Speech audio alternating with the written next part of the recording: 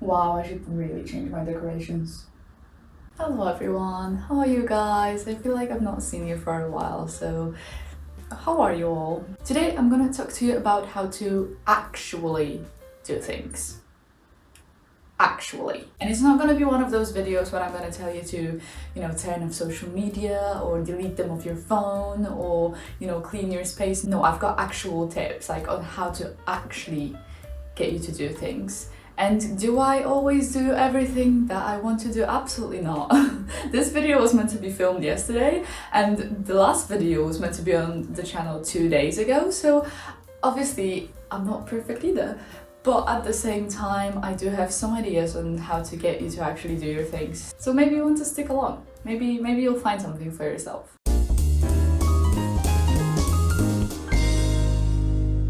If you don't know me, hi, I'm JoJo. I've graduated in musical theatre at Edgefield University about a few months ago, more like half a year ago now, and I've moved to Manchester, and that is basically my life right now. Recently I've been reading Ali Abdaal's Feel Good Productivity. There's a little funny story with this video today because all of the thoughts, all of the tips that I'm sharing in this video actually started coming to me before I read this book, and all of the notes for this video that I made them before I read this book. A lot of the things that I actually came up with just in my own head, just from my own experience, I then found in this book. It just felt like Ali is really reassuring me that I'm on the right path and that I'm thinking properly. I think that's a really interesting experience. So if you've landed for this video, probably reading Ali Abdaal's Feel Good Productivity is also a book for you. Anyway, let's get on with the video. So the first tip I have is make it enjoyable. And there is so many ways you can go around to enjoy what you're doing more. And I know that filling taxes, for example, and doing all sorts of paperwork is not really enjoyable, but we're gonna find a way, okay? Easiest thing is to just try and find if there's something in your task that you purely enjoy, whether that's a specific action or an outcome out of it. For example, I like to do yoga every day because it just makes my body feel yummy, and I've really grown to like this feeling. I've really grown to feel like yummy and together, just feeling good. And if I lay in the morning in bed and I feel very lazy, I feel like I should get up, I should do yoga, and I really don't want to, the first thing that comes to my mind is how I'm gonna feel afterwards. It is that feeling of that yummy, nice body and feeling energized, and that basically gets me out of bed to do yoga. Another thing to think about it is, what can you do to make it fun? Like if it was about to be fun, like what would you do? For example, I don't really enjoy editing videos. I mean, once I get to it, I love it. I feel like it's a very creative task, but I don't really feel motivated to sit in front of my laptop for hours. But then I just imagine, what if the place I'm in was like a creative studio, and I was actually doing that editing in creative studio. I put the music in the background with a very specific vibe. I put some color light in my room, and I just make it all feel as if I was in like a creative studio. And somehow just being in that kind of environment makes me want to do it a bit more. Just another way you can make it more enjoyable. Just kind of create the atmosphere that you want to be in, putting a different set of lights and putting some sort of music and choosing where you want to be, whether you want to go to the cafe to do it or you want to be at home. Just kind of picture in your head a scene as if it was like a picture from a vision board, and how you would want to see it, that task you're doing. And obviously you can also romanticize it, not only as a picture but also as like a movie. We all know about romanticizing life and imagining that you're a main character in a movie. Like if you have to study, and in all of the movies they always like sit with loads of papers on their bed and like with nice stationery, and yeah, they make it very dramatic and very cute, and maybe that would make you do it. Maybe that would make it more enjoyable for you, just feeling like that main character. And the last way to kind of make it more enjoyable that comes to my head is kind of pretending to be that person. If I'm doing any sort of paperwork, any sort of, adult stuff that I never want to do, I just imagine I'm a boss, like I'm the boss in here. And I'm just cracking it, When I'm editing the video, again, I'm not really enjoying sitting in front of my laptop for hours, so I kind of enjoy that, like I'm my favorite YouTuber and I'm them editing the video, if you get what I mean. I know I might be a little bit crazy and a little bit you know, but it does help. It does get me to do things. So basically what I'm trying to say is fake it till you make it. It is real. It is basically the way. My second tip is, it's something I can't tell I'm doing. I probably shouldn't be saying it because it's not like I am following that rule, but it might help you, so I'm gonna share it. The rule is to spend 10% of your time on planning and 90% of your time on doing. And I do basically the other way around because I just enjoy planning, I enjoy organizing, I love doing it. So I spend a lot of time planning and then I don't actually sit to actually do things. But we don't talk about that. The third tip is to change your mindset. So for example, I never used to like to learn. I never used to like to study before I went to like high school basically. I didn't really enjoy studying. And then I kind of started just pretending that I like it. I genuinely just started pretending and telling myself that I like it and that I actually enjoy it, until I actually started liking it and enjoying it. I swear to God, man, like brain is a crazy thing. So yeah, like now for me, my main priority is to constantly learn new things and to constantly grow and evolve. I guess that worked.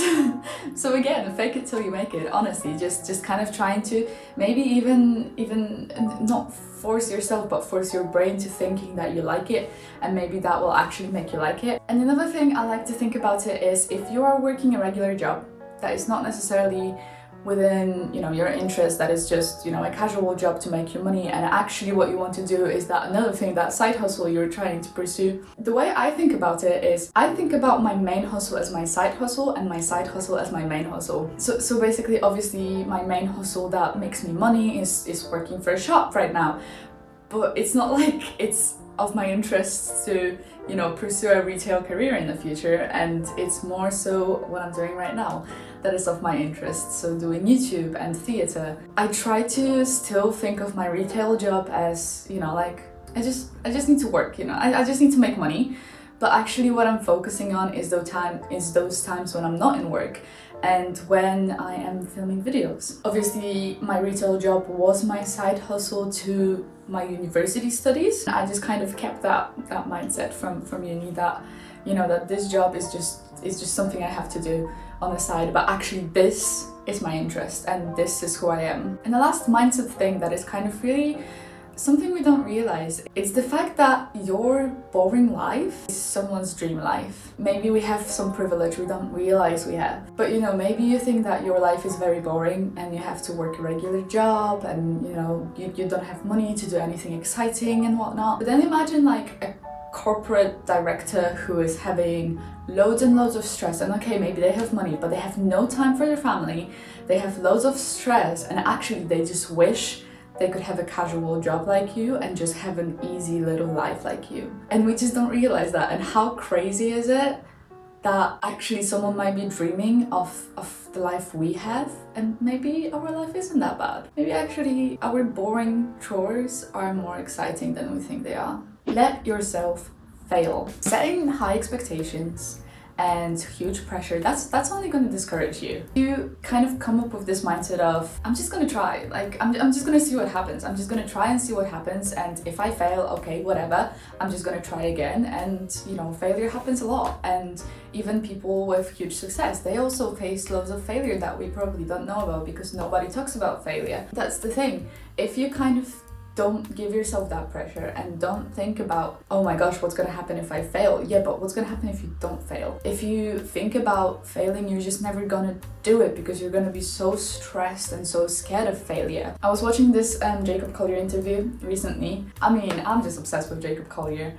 Both his music and just his mindset is just amazing. And one thing he said is that he encourages people to write a bad song, because the moment you let yourself write a bad song, then you let all of that pressure out and you let yourself do whatever you actually just want to put into it. And like, this is how I'm coming into this task today, this is what I have to tell, this is what I have to give, and this is my song. And most of the time that song actually is not going to end up being bad, but because you're just giving yourself that permission, you let off that pressure.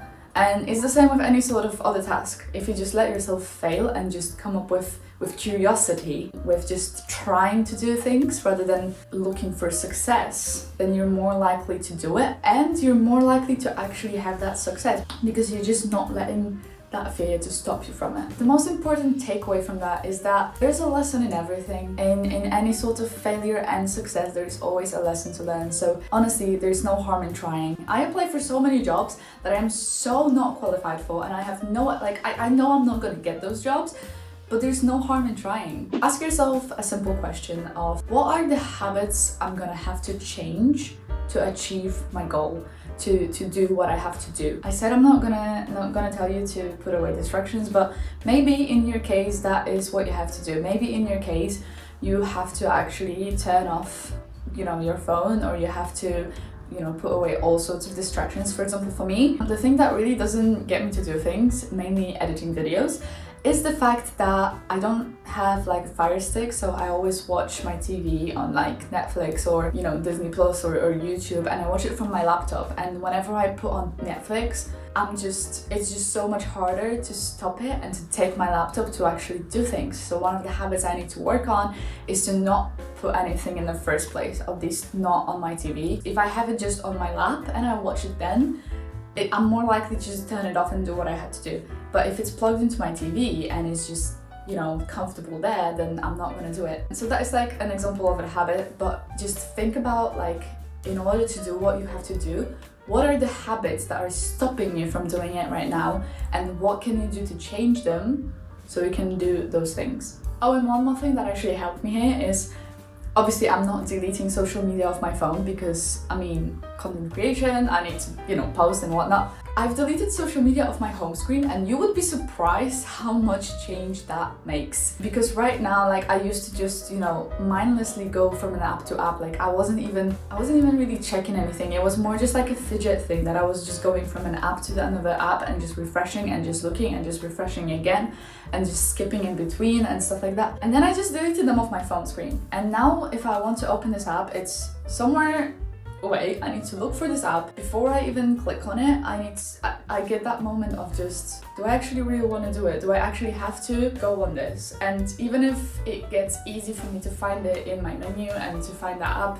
it still kind of stops me being like, okay, I'm going the extra mile right now for mindless scrolling and mindless fidgeting, so let's just turn it off and let's go to sleep. And here we're gonna do a little exercise. If you're scrolling on your phone and you even start being aware of it, you still can't really stop. Just do this thing, okay? Imagine I have a phone in my hand. Obviously, I'm filming with my phone. This is my phone. Very nice. While you're scrolling, just look a little above your phone and then raise your head a little and then just turn it to one side. Look what's there, observe the surroundings, and then turn it to the other side, and look what's on the other side, and observe your surroundings. And then just kind of start looking around, and then you kind of just realize that actually there's a world around you. And I don't know, it works for me that most of the time I will just turn it off and I will just put it away. And the last thing, I don't really know how to communicate this so you definitely understand me in the right way. I kind of don't agree with the idea of, the hustle and bustle and you always have to do and everything, and you have to be super disciplined and you can't really rest because you have to work to achieve your success and work on your side hustle. At the same time, there is a bit of truth in this. If you want to pursue some sort of career within what is currently your side hustle, and you want to quit your current job to work towards what you actually want to do, then you kind of have to just persevere and you have to find gaps in your schedule where you can do that thing. It might mean, staying up after a morning shift even if you really want to take a nap, or waking up earlier before your evening shift to do something. And yes, it's hard, but you do have to make time for that thing if you want it to grow. But at the same time, I don't think it should be very pressurized, and I don't think it should prioritize over your health. Definitely make sure that you take care of yourself in the first place. I also just don't think that being productive means fast. We always have that idea of being productive, that means that you're very fast and you do everything very quickly and you just basically run in between errands and stuff. That's not what it has to be. You can be comfortable, you can be calm, you can be slowed down, and you can still achieve what you have to achieve. But anyway, that's it for this video. Thank you so much for watching. I hope maybe you found something in this video that got you inspired and motivated and actually helped you. If it did, please let me know in the comments. I really want to know. And if you have any more ideas on how we can actually do things, then also share them in the comments, because I really want this place to be this kind of community where we can all share our thoughts and help each other out. And I'm also happy to learn more things. Like I said, my main priority right now is learning and growing, and I want to learn and grow, so I'll take on all of your ideas and all of your opinions. Like this video if you liked it, so I know I can make more of those, and subscribe if you would like to. Thank you so much for watching, and I'll see you soon. Bye bye!